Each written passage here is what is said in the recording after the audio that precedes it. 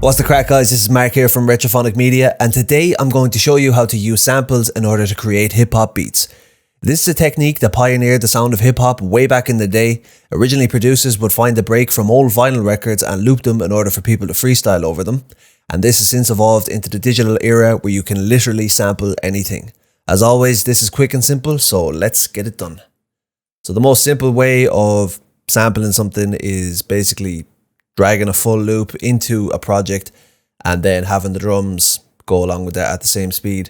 But to be honest, that's a bit boring and you're not really transforming the sample at all. So what I mean by that is if I can take this drum loop just down here for a second, and if I mute all of this,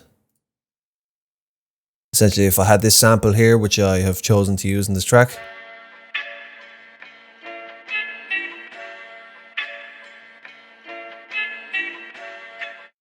so it's a pretty nice sample. So essentially what you do is drag it in here. And as you can see then, if I'm going to play this now, it's actually going to be out of time.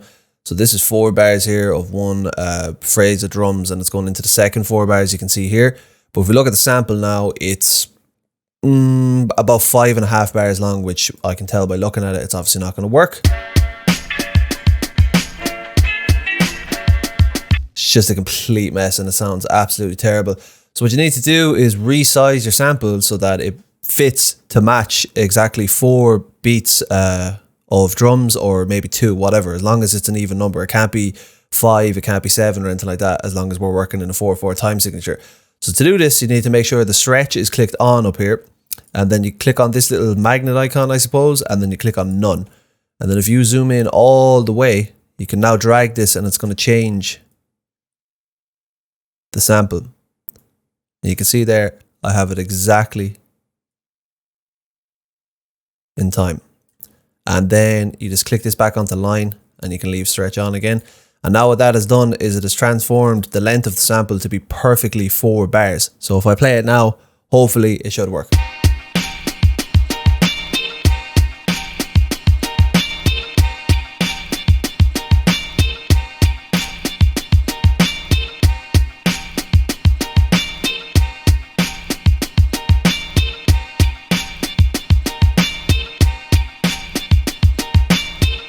Now, that has worked, but obviously as you can hear, the pitch of the sample now has sped up considerably.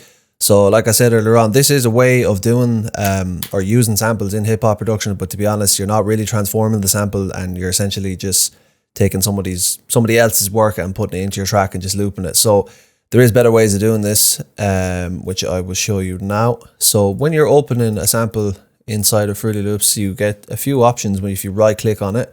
So if you see this one here, if you click open a new Slicex channel, what that does is it opens up the sample in this sort of grid inside of this VST here called Slicex. And what that does is it basically shows you different points where it's telling you it's going to put a hit, so that relates to a note on your piano. You can see it here. So if I click this one, marker 1, it's calling it.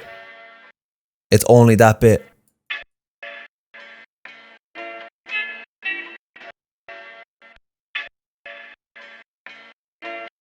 So you can see now it is broken up the entire sample into different hits. This is a similar thing that you would see happen on the MPC units that they used back in the day. Some people are still using them now. They're fantastic machines if people are kind of working on a more old school sort of setup. And basically what they would have is 16 drum pads in 4 rows of 4 stacked on top of each other. And each one of these markers would be the same as one of those pads. So they would have a portion of the sample would be assigned to each pad, and when they hit the pad it would trigger that part of the sample so they can play it in a different configuration. So if I go in here now and I just see this, so that's 1 bar there. So essentially everything on from there I can just delete, and if I go back here now I should have just 1 bar if it plays for me.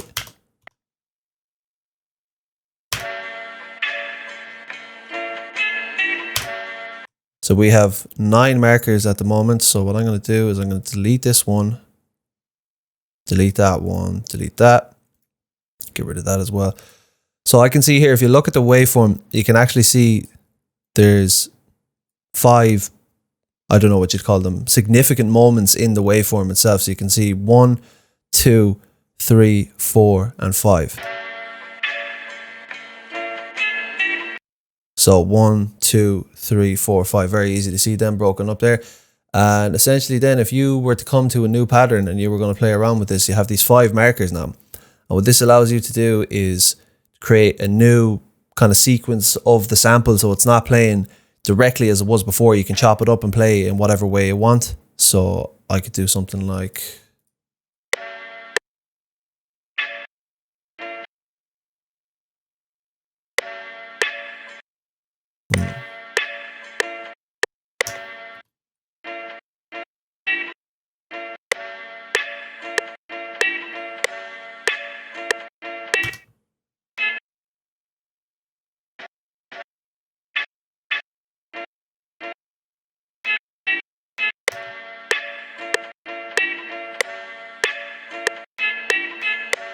So you can see there you're actually transforming the sample as opposed to the way we were doing it earlier on.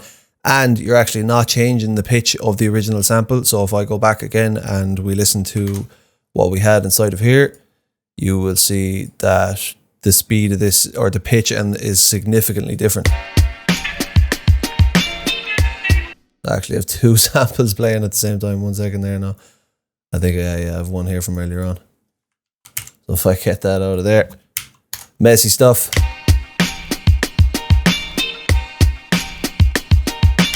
So you can see that if you're going for that vibe as well, it's not necessarily a bad thing. A lot of people will do that, but as you can hear here,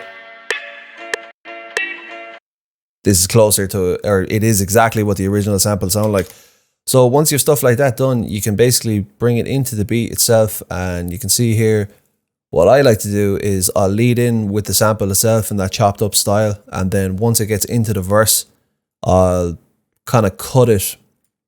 It's not always done like this, but I'll usually take out, if there's, what's that, 1, 2, 3, 4 bars there, I'll take out the half of each bar. So I'm taking out beats 3 and 4 of each bar, and then after 8 I'm kind of leaving in the entire thing there. And that might sound a bit complicated, but the reason I'm doing that is while it's playing like that, there's a bit of tail of delay that I'm adding on that's going to fill in these gaps as well. But more importantly, if you have the same pattern playing the entire way throughout the song, it can become a bit stale. So what I find is if you introduce it in the beginning, like a theme for the song or whatever, then by the time you get to the verse, you're taking a bit away. Then we're gradually building back up here. We're adding in a bit of keys here. And then by the time then it comes to the chorus, it's completely breaking out. It's got hats and cymbals, everything like that. So you're basically introducing the theme, taking things away. And then by the time you get to the chorus again, you're going to introduce everything. So it's going to build up to the chorus essentially. So I'll just give you a little listen to what that sounds like.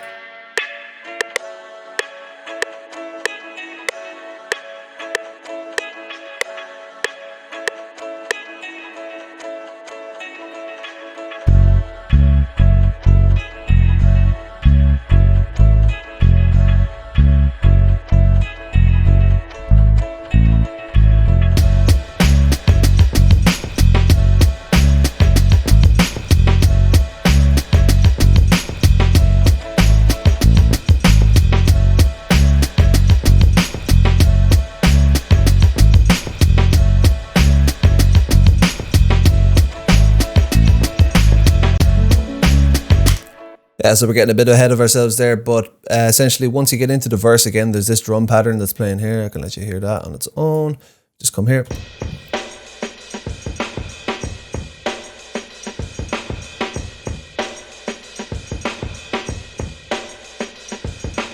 And essentially what that is a breakbeat. Like I was saying earlier on, when they pioneered the sound of hip hop, they would take the breaks from the records. These could be coming from anything. They could be coming from jazz records, funk records, disco, whatever. And they would take that and they would loop it back to back and let people freestyle over it. But what I've done is taken that break and I've re-timed it or resized it to fit in time with this so that it's exactly 1 bar in length. And I've just pasted it the whole way throughout the verse and the chorus. And I've also gone into a parametric equalizer on it and I've done a bit of work on it there. So I'm just removing basically where the kick, the snare and stuff are hitting like that a lot, so it's not interfering with my own kick, hi-hat, snare, and 2 snares actually that I have in this beat. So that's getting very far ahead, but I can talk about that stuff in the future. But again, just the same technique being used. This time I'm not transforming the sample at all, but it's not there completely on its own. It's kind of serving a purpose of being in the background as noise. It's much lower in the mix than the main drums, so you can hear it again.